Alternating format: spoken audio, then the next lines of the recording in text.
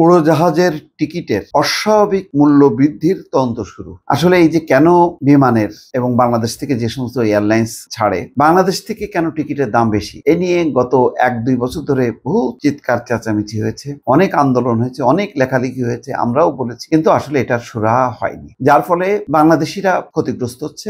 নেপাল, ভারত, ভুটান থেকে যে কোনো ওই দেশের নাগরিকরা তারা বিদেশে যাচ্ছে বাংলাদেশের তুলনায় 1/3 দামে, আর বাংলাদেশিরা বাংলাদেশ থেকে যখন যাচ্ছে উচ্চ মূল্য 3 গুণ বেশি দামে। কেন এটা? এর যৌক্তিক কারণটা কি? কোথায় সংকট? সমস্যা কোথায়? সবাই বলছে, কিন্তু এটার সমাধান আজ পর্যন্ত হয়নি। দুঃখজনক, এটা কিন্তু বিগত সরকারের আমল থেকে শুরু। এই নিয়ে কোনো মিটিং সিটিং কেন আছে? কোনো নাই। শুধুমাত্র সেদিন দেখলাম যে কোন রকম ওয়ান ওয়ে টিকিট শুধুমাত্র কর্মীরা যারা মালয়েশিয়া এবং সৌদি আরবে যাবে তারা এই সুবিধাটা পাবে, কিন্তু সামগ্রিকভাবে মানে যাত্রীরা, প্যাসেঞ্জাররা, ভিজিটররা যারা বিদেশে যাবেন তারা কেন উচ্চ মূল্যে টিকিট দিয়ে বিদেশে যাবেন? কি কারণে? সমস্যাটা কোথায়?